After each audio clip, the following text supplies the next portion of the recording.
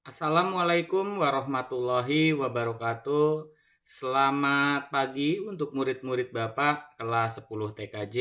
Kita ketemu di mata pelajaran Bapak di hari ini, hari Kamis, simulasi digital.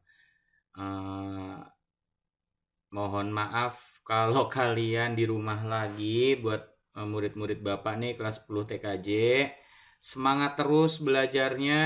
Ayo kita buktikan 10 TKJ ini layak buat diperjuangkan buat semuanya naik kelas. Apalagi buat persiapan yang namanya apa ya, kalian kelas 11 nanti udah ini prakerin atau PKL. Nah, itu berat sekali. Jadi Bapak minta maaf sebesar-besarnya karena kalian lagi-lagi di rumah lagi. Mudah-mudahan di kedepannya kita masuk lagi nih minggu depan kali ya. Kalau ini kenapa Bapak selalu lewat YouTube? Karena lebih mudah bagi kalian ya. Nggak usah bangun tepat waktu, tinggal klik YouTube-nya aja, nggak usah pas-pas banget. Kalau Zoom kan kayaknya repot banget kalian ya. Bapak mah gampang aja sebenarnya ya. Nah, di hari ini kita bakal ngebahas tentang apa? Kita bakal ngebahas tentang praproduksi sebuah film. Ya, praproduksi. Bapak tahu ini udah pernah Bapak omongin, cuman kali ini lebih detail aja tentang praproduksi sebuah film. Kalau kemarin kan ada ngebahas cuman praproduksi, produksi, dan pasca ya. Nah, sekarang kita semakin dalam di salah satu bagian, yaitu praproduksi sebuah film. Atau kegiatan yang dilakukan sebelum kita membuat sebuah film, baik film pendek, film iklan, ataupun film feature yang 2 jam, ini semuanya adalah langkah-langkahnya. Jadi apapun yang kalian bikin, ini langkah-langkahnya selalu seperti ini. Oh iya, kelas 10 TKJ siapa tahu ada yang tertarik dalam dunia perfilman, boleh tuh gabung sama ekskul yang dinaungi oleh Pak Adam, namanya VIP. Nanti kalau kalian tertarik, boleh hubungin Bapak, karena film-film pendeknya ini bagus-bagus ya, dan rata-rata naik podium alias menjadi juara. Walaupun belum juara 1 ya, tapi sudah sering naik podium, entah juara 2, juara 3. Baik tingkat Jakarta Selatan, Jabodetabek, atau bahkan Jawa Barat waktu itu pernah ya. Kita langsung aja mulai, adalah hal-hal yang biasa dilakukan sebelum pembuatan film. Kita langsung. Nah, ini adalah hal-hal yang dilakukan, salah satunya adalah finalisasi naskah. Nah, maksudnya apa sih finalisasi naskah?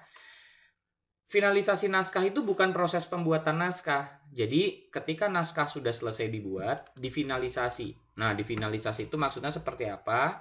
Dicek, diulang-ulang, apakah ada logika-logika di naskah yang tidak masuk akal. Ya, contohnya karakter di naskah ditulis, si Budi adalah orang yang sangat periang, namun dia dibenci oleh teman-temannya. Nah, itu kan kurang cocok, tidak logis. Biasanya kalau orang dibenci ya sedih gitu. Salah satu contoh, walaupun nggak bisa dibilang contoh yang benar, tapi ini salah satu contoh. Logika yang nggak masuk akal biasanya di adegan berkejar-kejaran, si A dikejar si B, tiba-tiba seumpama mereka si A lagi dikejar masuk ke gang, toto keluar dari sisi yang lain dari naskah gitu, bukan gang, keluarnya toto jalan raya gitu, seumpama masuknya ke gang keluarnya jalan raya, itu kan naskahnya salah, jadi mesti difinalisasi atau dikoreksi.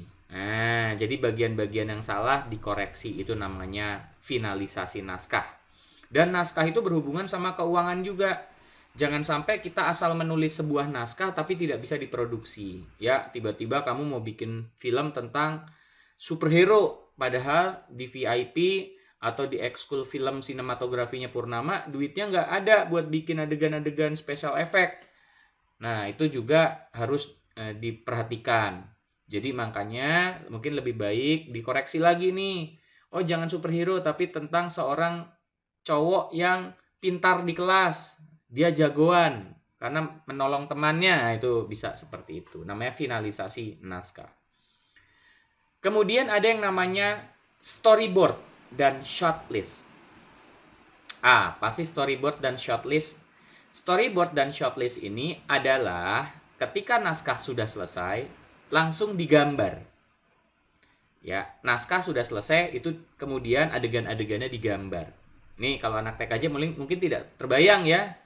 Nah, kenapa harus digambar? Supaya mempermudah seorang sutradara mengambil gambar.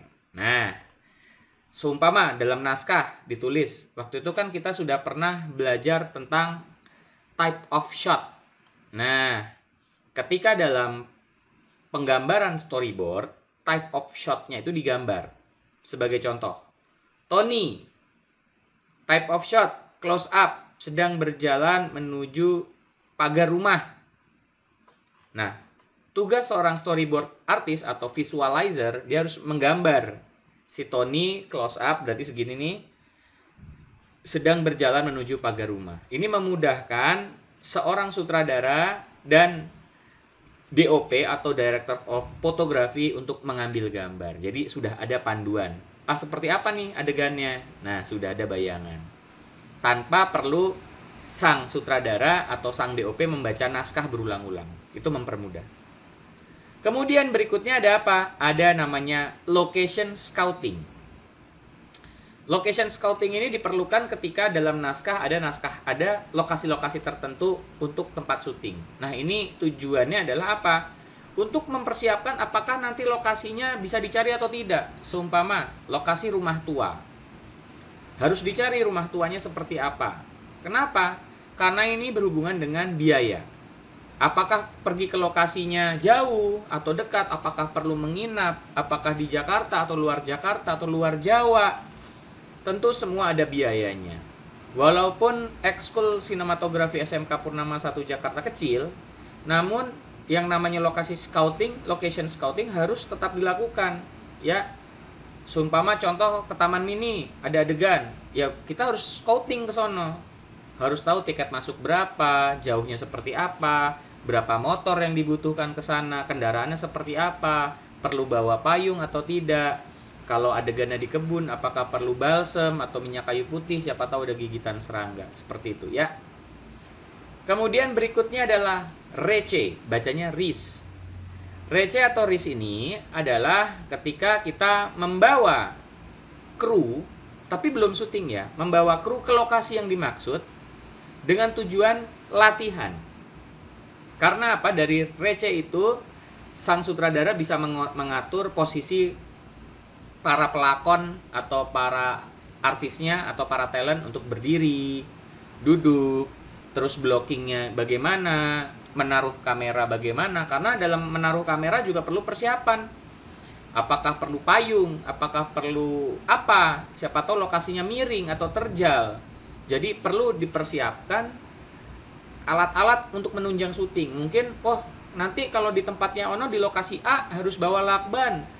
Nanti kalau di Taman Mini harus bawa payung. Nanti kalau di Ancol harus bawa tikar karena pasir gitu. Itu adalah tujuan dari rece, ya, ngeris dia latihan.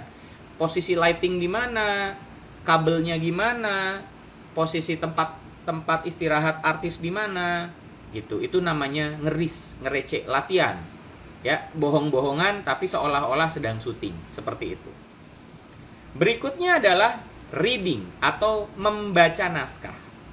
Ini tujuannya adalah untuk para talent atau artis bisa paham dengan naskah yang akan dibawakan.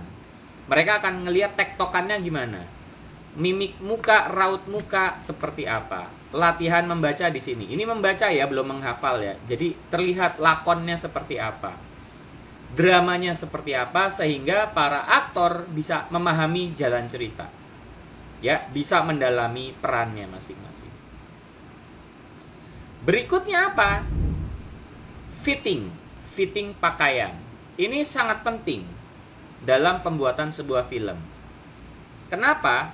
Karena mungkin dalam satu adegan yang cuma 15 atau 10 menit diperlukan waktu 20 hari atau seminggu untuk merekamnya. Jadi Kostum harus dipersiapkan dengan baik. Jadi harus diukur setiap pemeran. Apakah kostumnya pas? Kemudian nanti setelah syuting harus dikembalikan lagi ke bagian wardrobe. Kenapa? Karena akan dipakai lagi berikutnya. Jadi nggak boleh dibawa pulang. Apalagi dicuci, kemudian dijemur. Karena besoknya kan syuting harus dengan pakaian yang sama. Hal ini untuk menjaga continuity dalam sebuah film. Nah, terakhir adalah rehearsal. Nah, sebelum kita masuk ke terakhir, boleh dong absen dulu. Nah, silakan di-scan karena ini adalah absen. Nah, berikutnya adalah rehearsal atau latihan. Rehearsal atau latihan adalah ketika semua elemen-elemennya sudah jelas, sudah reading, sudah scouting, sudah ngeris. Inilah momen-momen yang menentukan ketika syuting. Jadi harus rehearsal atau bahasa Indonesianya gladiresik. Semua harus pada posisi dan tempatnya, kemudian berlatih sebelum jadwal syuting. Seumpama syutingnya hari Senin, rehearsal atau gladi bersih nggak boleh jauh-jauh dari hari Senin. Boleh hari Minggu atau mungkin Senin pagi sebelum syuting. Intinya harus dilatih latihan, harus hafal semua dialog, harus paham betul dengan iklim dan cuaca ketika syuting. Hal ini ditujukan supaya apa? Ketika syuting dilaksanakan, semua sudah tahu bidangnya masing-masing, sang aktor sudah hafal dengan naskah dan dialognya. Kira-kira seperti itu. Nah, tugas kalian adalah mudah sekali. Yang sedang menonton video Bapak, ya, video Bapak tugasnya sangat mudah sekali, yaitu adalah apa? Tadi jangan lupa absen, ya, karena itu penambah nilai kalian. Kedua adalah tugasnya kalian tulis saja ada berapa halkah yang harus dilakukan ketika praproduksi sebuah film. Di kertas saja, nggak usah dijelaskan, tinggal ditulis saja, ya. Ingat dikumpulkannya sebelum jam Bapak berakhir. Bapak ucapkan terima kasih banyak yang menonton video Bapak karena kalian sudah meluangkan waktu. Terima kasih, terima kasih, terima kasih. Dan kita mudah-mudahan ketemu lagi di mata pelajaran Bapak berikutnya. Terima kasih.